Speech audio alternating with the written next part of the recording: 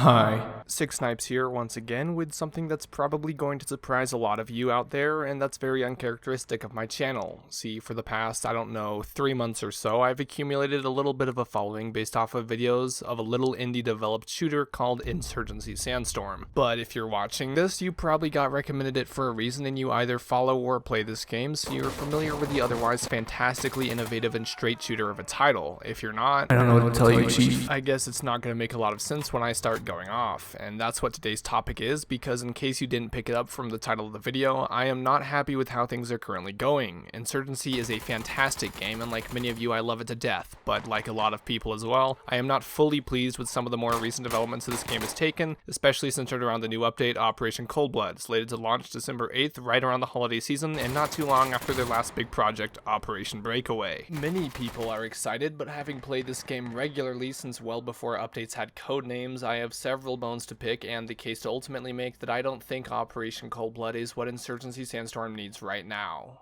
Let me explain. Roughly 1 month ago, I started producing content on Operation Breakaway's new guns, the FAMAS and AUG 3. I, like many others, was excited and eager to check out the new weapons, gadgets, maps, player versus AI mode, and cosmetics. But like many updates these days, it seems like every piece of content came with a lot of setbacks. Unpolished models and assets, game-breaking bugs, missing textures, and rampant crashes all polluted the day one experience, and I would bet you that the 5,000 people I saw online playing the day the update was dropped weren't getting a great impression when a lot of the things seemed broken.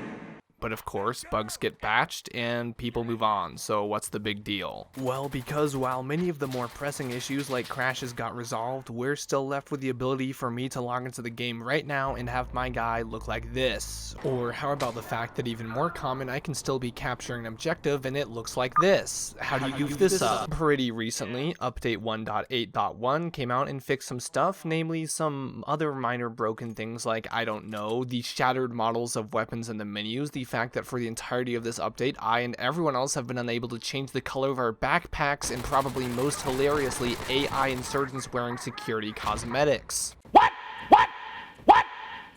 Heck, I'm pretty sure if I dropped Domination right now, I can still get the ISM scope on the G36 to turn invisible. Why is it doing that? Did they even change it? I find it funny that they're working on a new snow map when not a month ago I released a video of this guy breaking through the boundaries all over the last one. Have they fixed that yet? Ultimately, why are you releasing a new update when the game still doesn't tell me whether or not I'm properly capturing or losing an objective? Now, at this point, you might say, hey, chill out, that's all gonna be fixed in the next update, but don't you think at least some of this is either so important or seemingly so trivial that they can't just do this well before the next major release of content? Maybe it's a lot to figure out why the NPCs are cross-dressing, but I can't tell you the last time I've seen a guy with anything but the uncooked hot dog brownish tan default backpack. How hard can it be to fix the backpacks? Like seriously, I'm not a game designer and if I tried it certainly wouldn't go well, but I imagine if you put a couple of individuals or maybe even like a team of 5 and said, hey guys, our backpacks aren't customizable, can you figure out why, and give them like a day, they'd have something, right? Where's this time going? The new content? Why is it going to new content when you haven't fixed the game we're playing to this day? But maybe not everyone's getting those bugs, maybe it's just me and the other people I see posting about this stuff on the Reddit page every day, and I'm sure there's so many arguments or explanation as to why not, so I digress. And instead I'm going to move on to something that's somehow less defensible. The dev interactions. Now I like the developers and staff of New World Interactive, I really do, but aside from the game itself, I have liked almost nothing that's come from NWI. Not the bare bones updates Twitter page, not the boring and drawn out live streams, and in this instance definitely not what's come from what's called the community updates. Now, if you were around this past October and surfing on Steam, you probably saw this before loading into the game. Maybe you clicked on it, and if you read to any degree of it, you probably understand what I mean when I say the October 2020 community update was not popular with a lot of people. I actually feel bad saying this because this is the very installation which plugged one of my videos and gave it a very noticeable and traceable boost in viewership exclusively because the community manager put it on the Steam page. But aside from the awesome addition of dev selected favorite fan content and a highly admirable contribution to charity, the actual game content did not take off very well at all. Let me summarize. Basically, every game ever has a community manager or lead developer who's the sort of basic poster boy labeled as either a father or Christ figure by the fans desperate for content regarding their game. Insurgency Sandstorm's iteration goes by Hank, or as many veteran members would be quick to point out, Father, Papa, or Daddy. Yo, hello gamers! How's everybody doing today?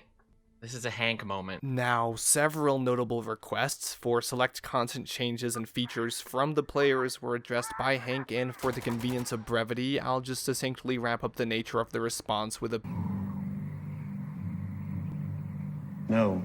no to plenty of perfectly fine recommendations, the first and perhaps most of which was maybe don't let fire support completely nuke your own team. Now, no to eliminating the team damage from a commander instigating a poor airstrike is defensible. That opens many avenues of abuse and just not being very realistic. But someone else suggested a very reasonable solution of let a commander, having realized that the A-10 Warthog anti-tank attack jet is going to single-handedly commit a slew of war crimes against his own team, cancel the request. No.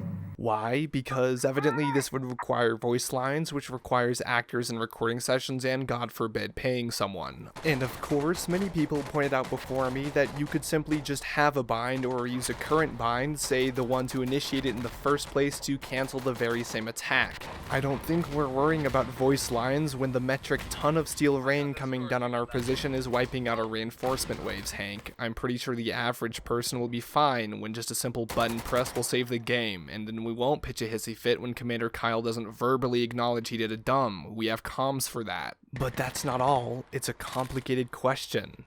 It's complicated. You know what else is complicated? Game design. But that's your job, isn't it? If you're a developer, it's your job to make the decisions which tangibly impact the design and functionality of your game. And when you need to add a feature that's going to save a lot of people a lot of growing frustration. So if you, the developer, think it's hard to figure out when along the chain of command you should and shouldn't be able to cancel artillery, and when it thirdly isn't a justifiable use of your time, maybe consider that you wouldn't have to be answering this question unless a significant number of people have been asking for this feature since it was absent from your game since day one of launch. But then again, I don't make video games, so I guess I just don't know. Now, to be fair, there's plenty of weird requests, like flashlights during daytime, and reasonable responses as to why this just isn't practical to work out, and I can't fault them for not doing some of these. Yet even I could tell you that there's a very basic concept of an update that you're missing here. If you're not going to change or add any of the stuff they're asking for, throw them a bone. Go find something you can do and top all these resounding no's off with a positive yes. How about this? Hey, you guys have been asking for toggleable dual optics, such as with iron sights mounted on top of some of the scopes you see. Well, I'm happy to tell you that in the next major launch, we're actually going to add that as a feature and give the fans what they want.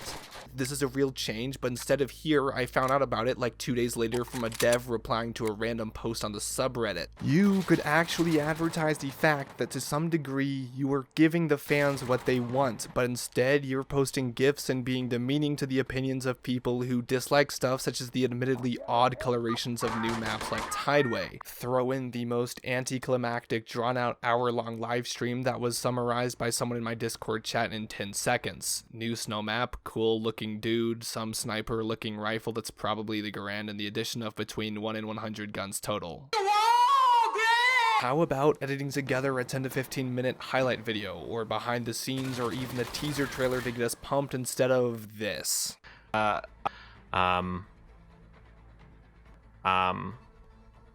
There's maybe some other things you can pick up from that image.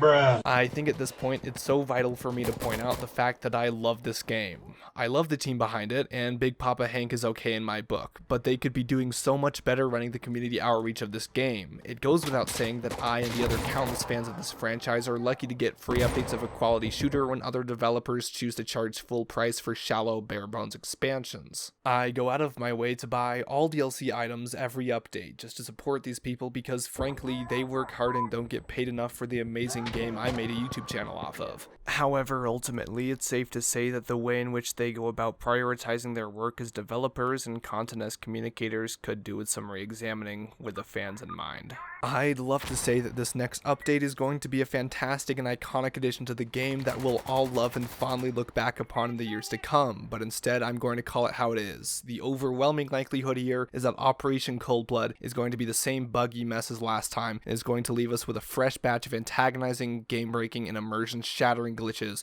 while not even necessarily fixing the ones we deal with today. I said this update isn't what the game needed and I meant it, but what we need is a bug patch and any semblance of optimization for performance. It's not even unprecedented. Companies hundreds the size with games far larger have done entire seasons of maintenance, and I've played through some of these and I can tell you for a fact that dedicated players don't care about what you're going to take a little longer to add when the game they're playing is getting fixed. Fix the bugs, fix the matchmaking, add quality of life features, and above all else support your own community. These are things which time and time again may not be as exciting, but if anything are more valuable than a couple of sniper rifles. I'm not sure how to feel about Cold Blood yet, but you can count on me to cover it, so buckle up and stay tuned. If you liked my thoughts or even agreed with me, an internet stranger, I'd love it if you liked or subscribed or even just left a comment down below. If not, feel free to leave your hate mail and drop a dislike, maybe I'm wrong. Either way, thanks for watching this video all the way through. I'm Snipes, a concerned fan, and as always, I'll see you guys out there in Insurgency.